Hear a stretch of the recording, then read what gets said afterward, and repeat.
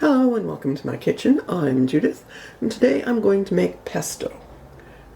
And once I've got the pesto made, I'm going to make my favorite pizza with it because there's going to be a lot of it. So I have some freshly picked basil, Italian flat leaf parsley, pine nuts, garlic, Parmesan, some coarse salt, and extra virgin olive oil. So first off, we gotta wash our herbs. And then we will start grating the cheese. So let me go wash the herbs and I will be right back. Alright, our herbs are washed and dried. If you have a salad spinner, that would work perfectly. So I have about 6 cups of basil and flat leaf parsley. So I'm using like half a bunch of flat leaf parsley. The rest is all basil. So it's mostly basil.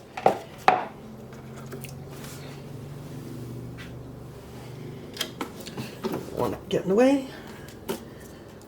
And I have removed the larger stems. We're going to put that in there with, I have 130 grams of grated Parmesan cheese. There we go.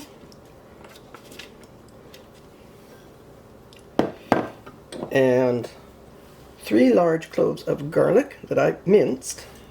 You don't want to take the chance that your machine is going to miss some of them and they end up in huge chunks. And we're going to put in 2/3 of a cup of pine nuts.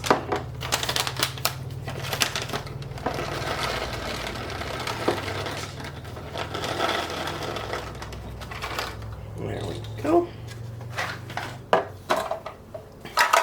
Then we get our lid on. There we go. And you want some good extra virgin olive oil.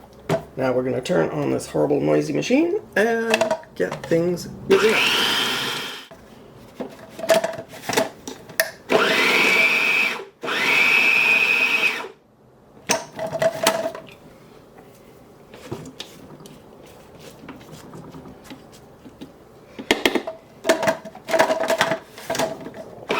When we start pouring in the olive oil very slowly, this is going to take.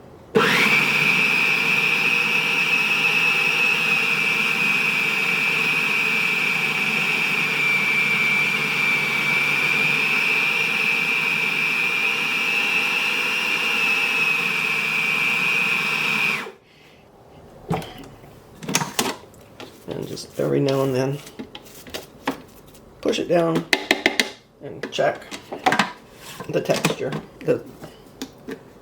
check the density.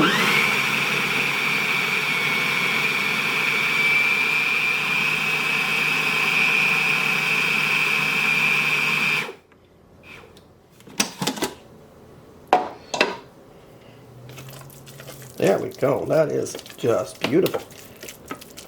So now we want to taste it and check for salt. And Parmesan is fairly salty, but you may want to add some more. Okay, I think it's fine for salt. What I am going to add is a little squeeze of lemon juice. I don't want much, it's about a teaspoon.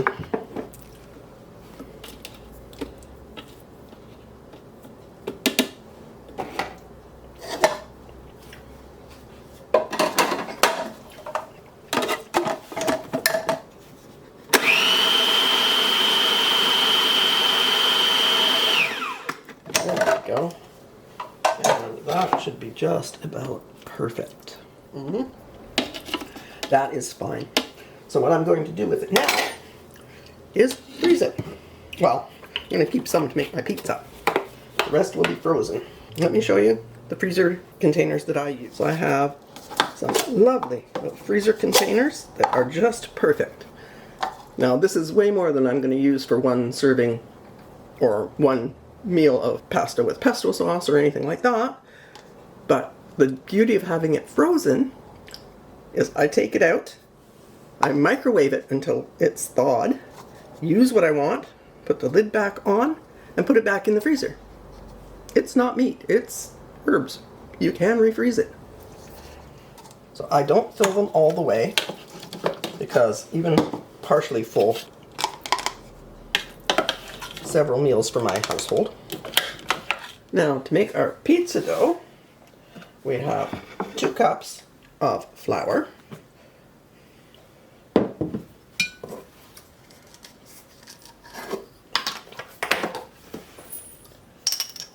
1.5 teaspoons of yeast,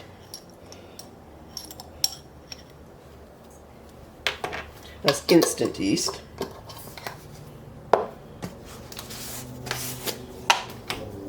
1 teaspoon of baking powder,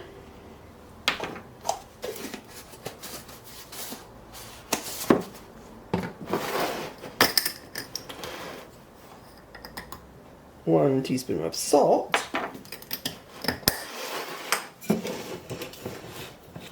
mix those together. Get everything spread around. And we want a tablespoon of olive oil,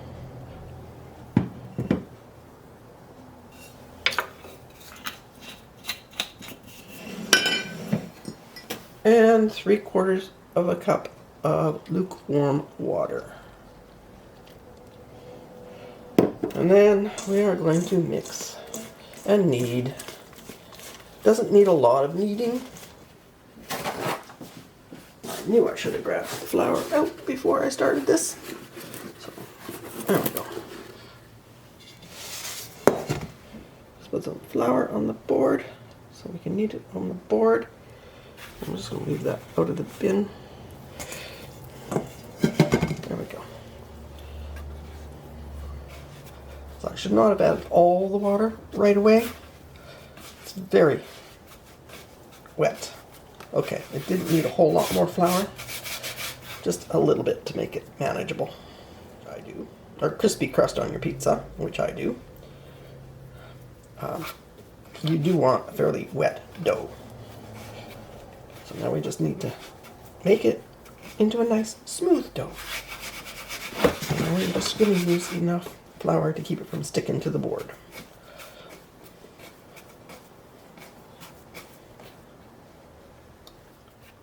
To get a crispy pizza crust, you need the wet dough. Otherwise, it's just going to come out puffy and soft and bread-like, which I don't want. I like crispy crusts. Okay, so we are going to put this in the bowl. Give me a second here. Just kind of clean our bowl out a little bit. And I do keep some ham on hand just for this. For the making of bread. I'm going to grease our bowl, put our dough in, and cover it with a cloth.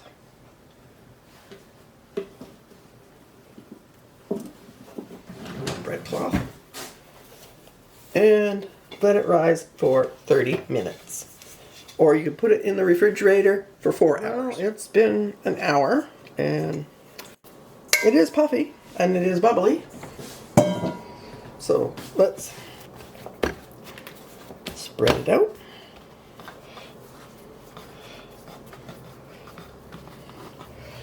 Now, if you have experience with pizza crust, you might want to try tossing it. You can even see that there. I can't toss a pizza crust, although I've made many pizzas, but the crusts were always made by a lovely Greek gentleman. So,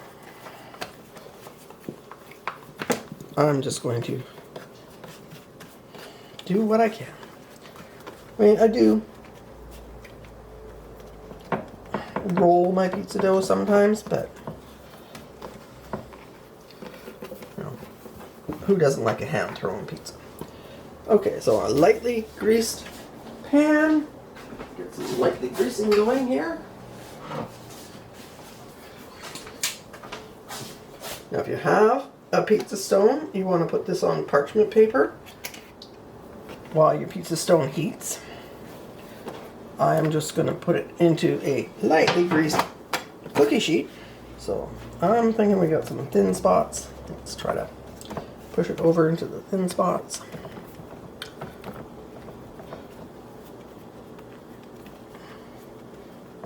And we're gonna make some nice bubbly crusties.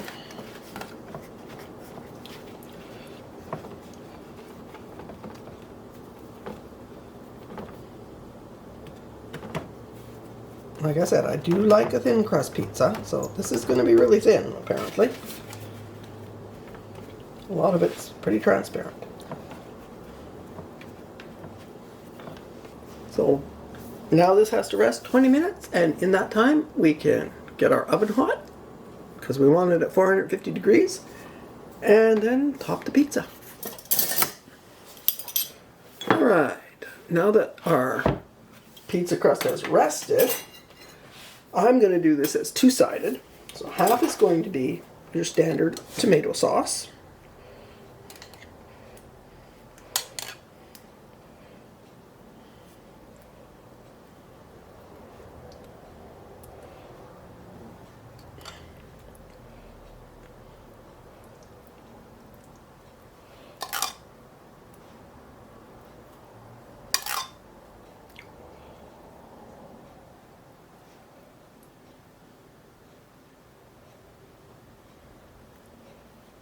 Go. Oops. And some might overlap a little. The other half is going to be the pesto I made earlier.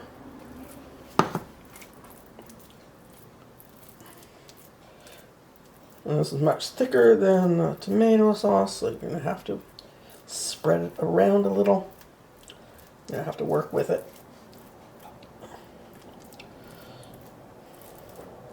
Because you don't want your pesto too thick or it's going to be very strong.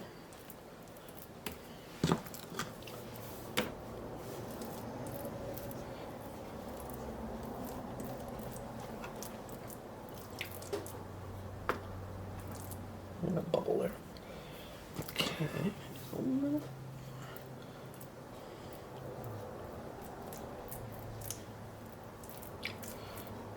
Okay. Okay. Now,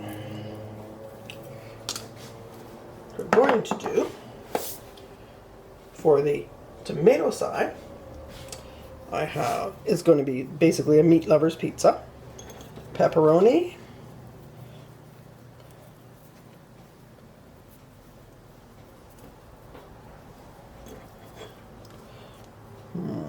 I have to spread that out a little.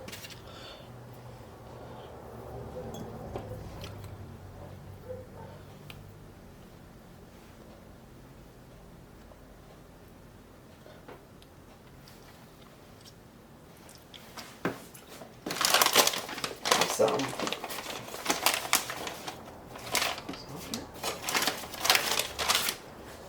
capicola. I should have probably put that on before the pepperoni, but the capicola is going on both sides, so let's just put some over here.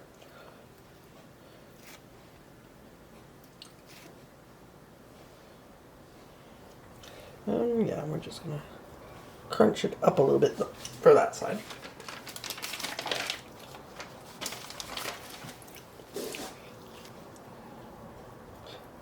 And don't forget, your meat does not have to go on flat.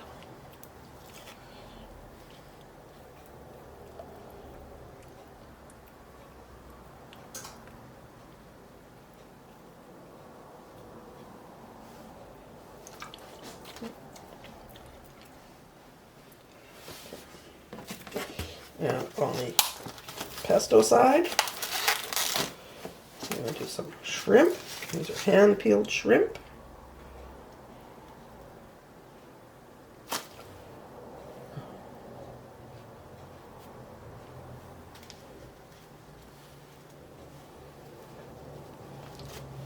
Don't get too overboard with them.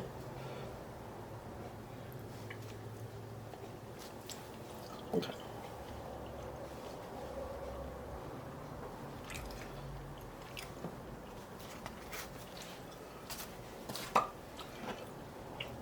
And then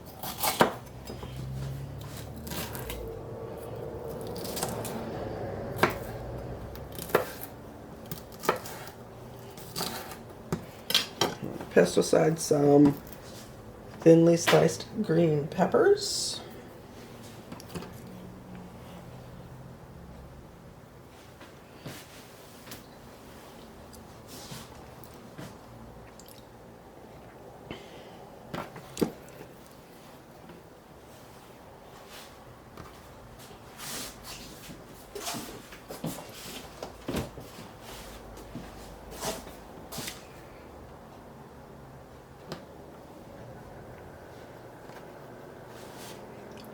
And some black olives.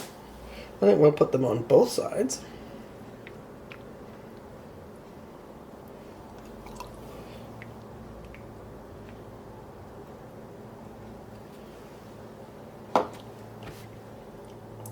Just make sure you spread them around. Don't want them too clumpy.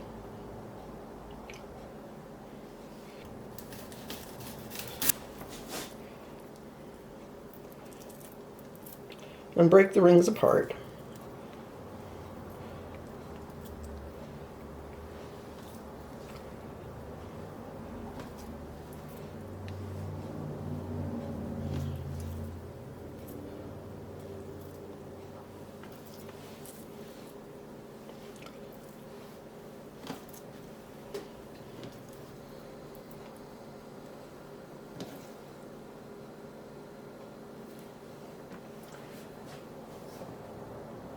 Alright, I think we're ready for cheese. So on my side, which I already said, my favorite is the one with the pesto. I'm just going to do some feta cheese.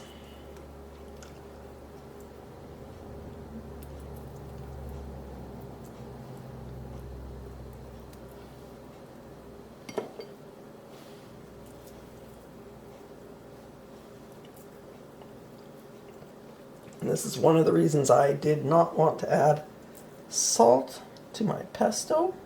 You can always add salt when you're making your dinner, but feta is quite salty. So I think that's going to be enough.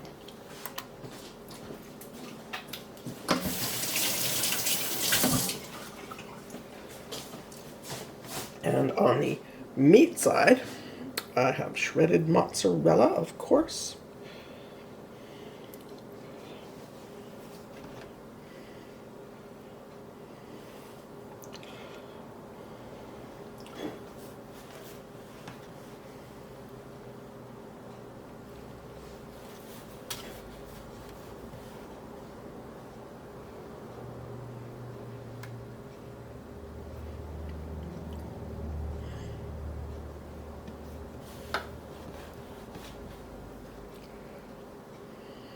There we go. Okay, I think we're ready for the oven. You can get a good look at the other side too. So this will take about 18 minutes in the oven. And there's one more topping to go here, but not until it's cooked. Alright, time for the reveal.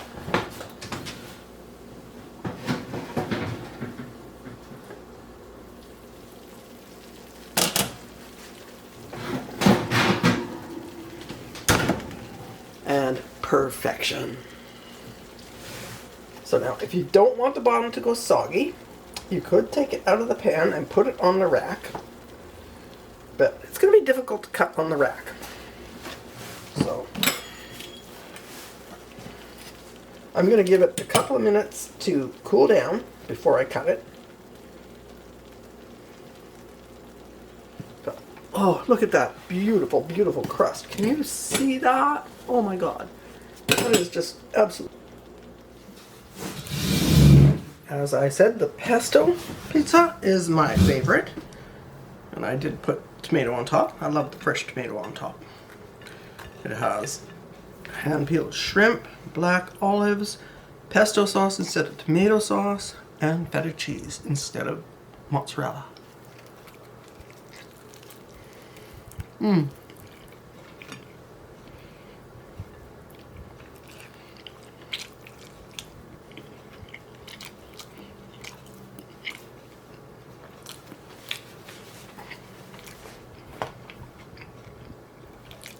Oh, absolutely fabulous.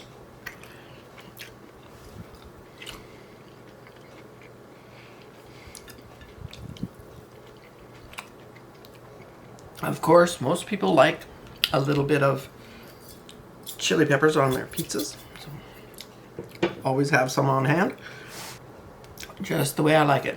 Crunchy and fabulous. I thank you so much for watching. Please give it a like. Give the recipe a try, or both recipes. The pesto is fantastic on pasta, fish, pizza. Don't limit to yourself to what you do with it. If you haven't subscribed already, please subscribe. Give me a follow, and you'll see when I put up a new recipe. So thank you so much for watching. I will be back soon with another recipe, and I hope you have a good day.